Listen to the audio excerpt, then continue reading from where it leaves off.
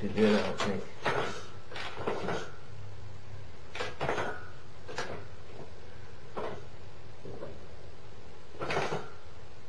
That doesn't sound healthy at all.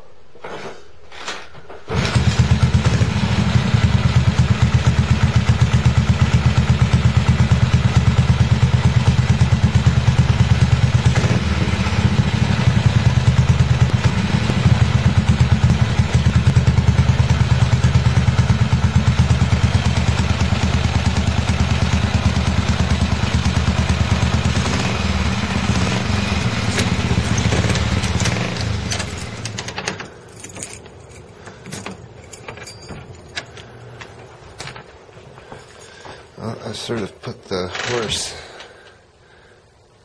behind the cart, so to speak, and I've neglected to clean up some of the leftover woodworking stuff, but I'm getting ready to move the lathe in here and the drill press, and I need a couple of people to help with that. So we've put up some posters donated by a buddy with a BMW passion, I would say.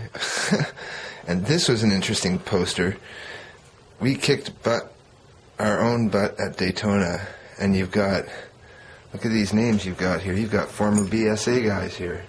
You've got Yvonne Dumel, who I've met, and Jay Springsteen, and Gary Nixon, and Ryman, and Pridmore, and Andy, and Vesco, and George Rotor, and Bart Markle, and Dick Mann. Dick Mann, even. And there's Dick in the back there, behind these guys.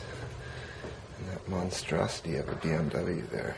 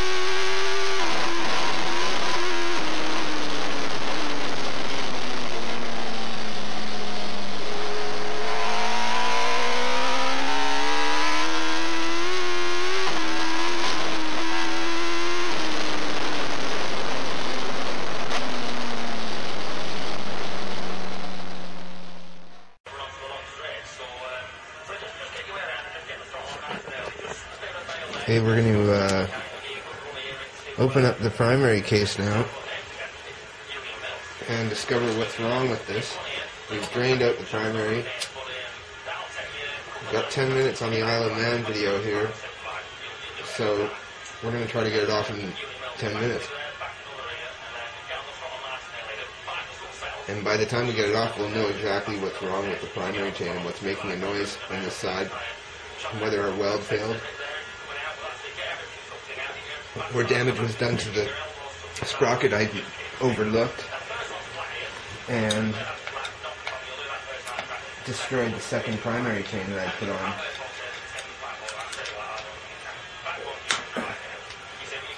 Across here.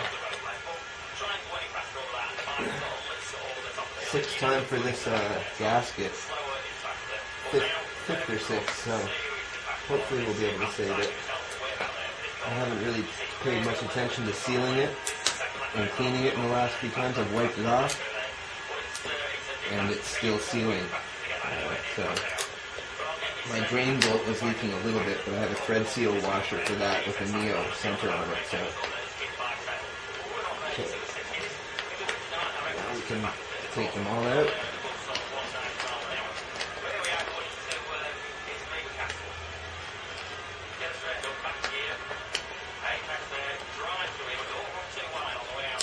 This Allen handle is very hard on the hands, but I've yet to replace it. So. And you dread to use a tool, it probably helps, but you don't end up using it too often, or making yourself use it too often, like I do.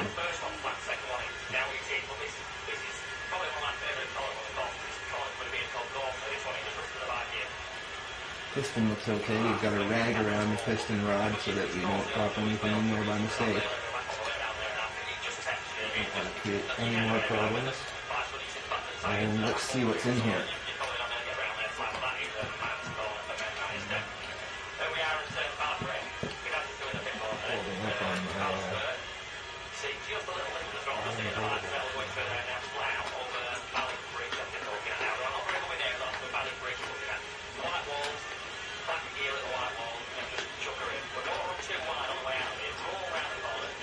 Now, oops, our catch carpet's catching it. No metal in the primary case.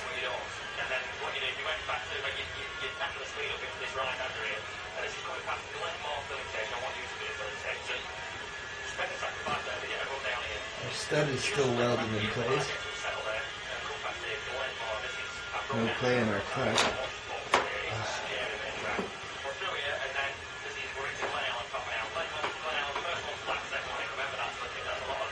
Something is loose in here though.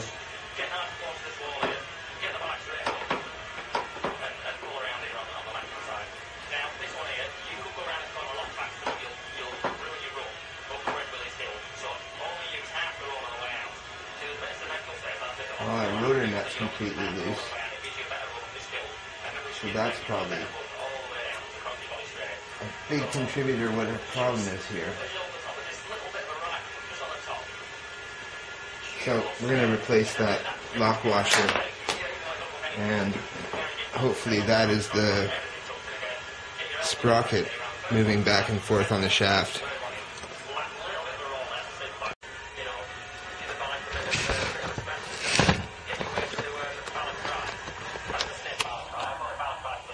I just filled the exhaust port because obviously something did go through the head. Not sure if you can see that, but there's a scratch there in the dome. Seats look okay, but they're steel. This is alloy. So something... Oh wait, it's just carbonation, so... Just carbonation building up. And there was quite a crust around. I'm running pretty rich, I think. But we filled the gas on this side of the exhaust to see if it's leaking. And it does not appear to be leaking, so that's probably why it was running so well. But the primary our rotor nut. We're going to tighten that down, and we're going to see if that snugs up the sprocket and gets rid of the sound that we have here. I'll be right back with the wrenches. Well, good to inspect the head, I guess, and make sure it was not leaking. As well, the piston crown had a little damage, so small nicks, nothing huge. And this JP piston says STD, but has 20 over or something like that, and I've got to read that before I go in, but small 600 grit carefully sanded on that might help. Other than that, the rotor nut was the culprit, and now, without any damage to the primary chain, which is a great thing, we have movement and no sound from the primary side. So that was a horror show that ended in a nice bag of candy, I guess you could say, that it's not overly damaged. And we will tighten down that rotor nut with more Loctite this time, more red Loctite perhaps, instead of blue. And I'll show you this modification here. On the bottom of my adjuster here is a Triumph kickstarter, or a shifter rubber, and it fits over the bottom boss really well, and it cushions between the case and the actual adjuster so that it can't drop down below the point that it's adjusted to, and it cushions by absorbing the shock through this primary chain. Now, my washer was totally trashed, and I might not have bent over the tab fully. I did this side, but it's so beat up that I should probably order a new one from somebody and also clean up my threads a little bit better this time. So there you go. The saga is over. Now the reassembly begins again for the 4th or 5th time. But it's sort of getting fun now. I'm enjoying this. I'm getting all ready for the Victor. And I shouldn't be doing it in the nice garage. This is just because it's warmer in here than in the tool garage. We've got some posters up, and so we're starting to shift over the pegs to my stuff as opposed to the stuff that was left by the guy before. We've got posters up there. We've got this really, really sexy lady working a milling machine.